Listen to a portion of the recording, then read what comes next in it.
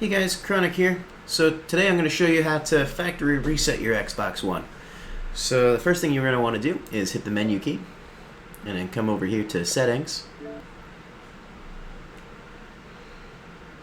Once you get into settings, you're going to come down here to system. Under system, you're going to come to console info. And then right under here, you see reset console. So you're going to click on this. And you're going to want to do reset and remove everything. You will have to reinstall all of your games. It will take a little while, but this will fix any issues really that you are experiencing with your Xbox One by resetting back to default.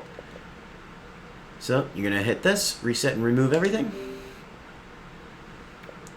I'm not connected to the internet, so it won't be able to remove that. So I'm going to continue without connecting.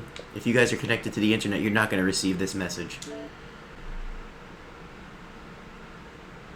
Once you hit that button, it's going to factory reset your Xbox and reboot. And then as soon as it comes back on, it's going to ask you to sign in, and then you'll be able to reinstall your games. And that's it, guys.